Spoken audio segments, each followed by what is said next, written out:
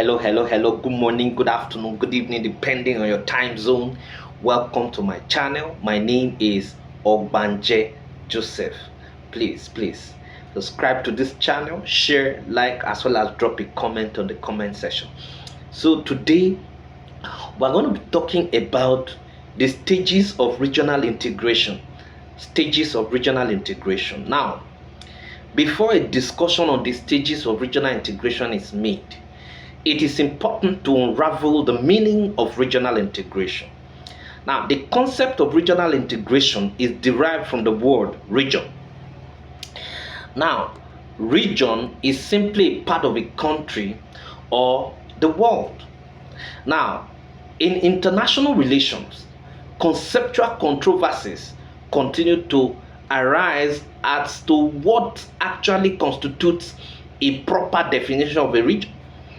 It is in this regard that some analysts have discussed region from the view of international system, multiplicity of roles within the system, and the functional demand for structural changes within the international system.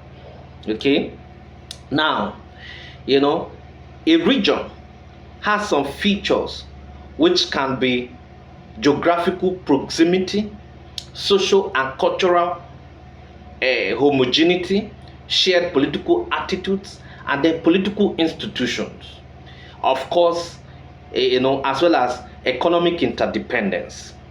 Okay, so when we talk about regionalism or regional integration, we are talking about economic transactions, communications, and political values, as well as geographically proximate interaction existing between and or among the countries that are very contiguous with themselves.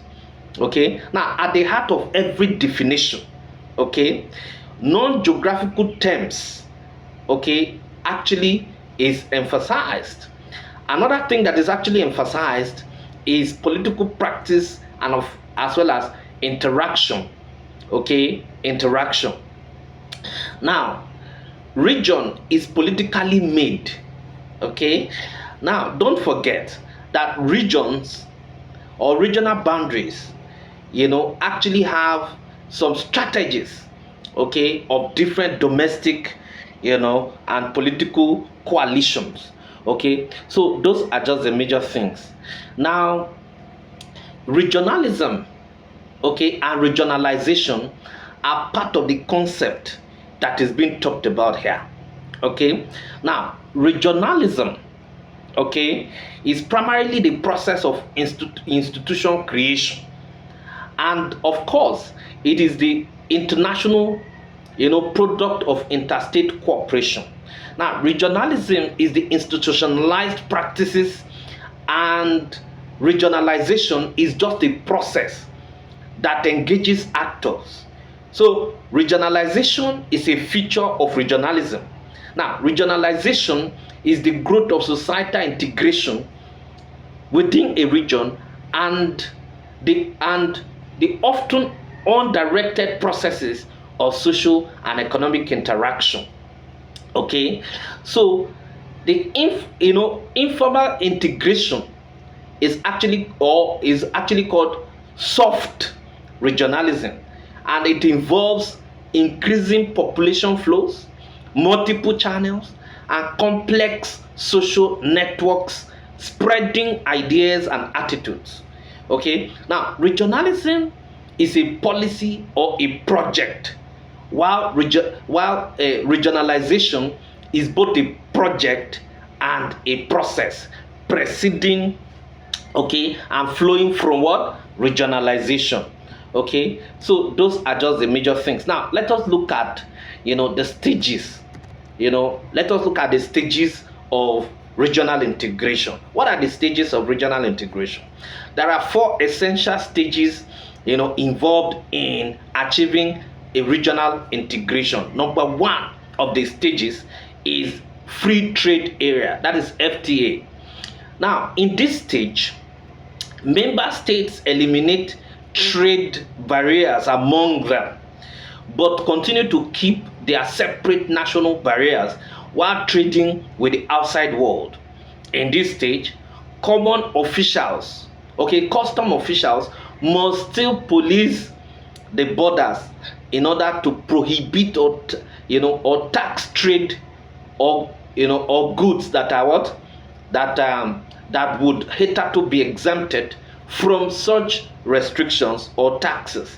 Example of such, you know, example of such is the North American Free Trade Area, that is NAFTA, and European Free Trade Area. That is number one stage of what? Of regional integration.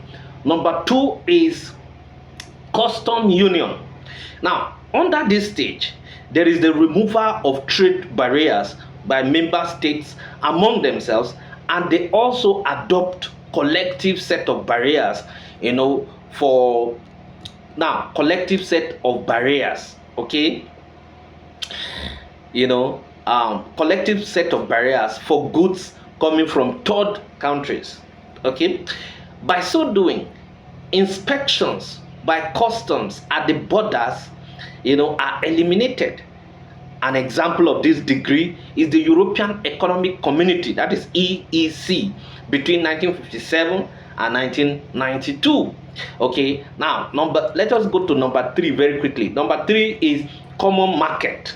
At this stage, member states allow for the free movement of goods, services, persons, and capital, or free factor flows, among member states, in addition to the existence of customs union.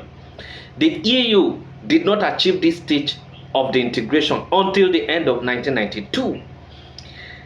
Number 4 is full economic union. Under this stage, member states unify their economic policies, fiscal, monetary, and welfare. They also unify policies that deal with trade and the flow of the factors of production. The European Union has achieved full unity of economic policies, even though governments continue to keep their tax autonomy. So there has also been the achievement of a monetary union, even though Great Britain continues to use its own currency. Now, finally, under stages of regional integration, it should be noted that integration is, on the one hand, a process transferring political and or economic decision-making power to a new supranational entity. This process may pass through all the stages sequentially or begin at any point, at one point. On the other hand, integration could also be a stage where former independent policies have handed parts or all of their sovereignty over to the supranational body. Now, having looked at stages of regional integration, let us look at the stages of international integration. Now, international integration is actually, highly political than the regional integration. While regional integration is talking about economic integration, international integration is talking about political integration. So let us look at the stages of international integration. Similar to the stages of regional integration, the stages of political integration commence with intergovernmental cooperation and concludes with full integration, which automatically leads to surrender of sovereignty by member states. The stages include, number 1, ad hoc intergovernmental political cooperation. This is sometimes expressed through the provision of good offices. Number 2, institutionalized governmental cooperation. This is achieved through a setting up of institutions or specialized agencies, to harmonize policies on issues of common concern. Examples can be found in the Organization for Security and Cooperation in Europe, that is OSCE, and also the World Postal Union. Number 3, institutionalized intergovernmental coordination. This stage is akin to creating a confederal arrangement wherein lies the existence of coordination and synchronization of activities among member states. The North Atlantic Treaty Organization exemplifies the type of coordination within the security realm in which the organization coordinates the defense policies of member states while equally undertaking joint military missions. Okay, so number 4 is partial or supranationalized integration. At this level, the member states would have passed on the major areas of their sovereignty to a supranational authority which possesses its own autonomy and may follow and pursue policies without objections from member states. Though the member states remain formally sovereign, yet the policies of the supranational body overrides their policies in respect of region and to some extent their domestic policies. The European Union is a typical example of this. Then number 5 is full integration. Instructively, at this stage, the member states cease to be direct subjects of international law, having handed over their sovereignty to the supranational entity, which could also be a state actor like the United States of America. Thank you very much.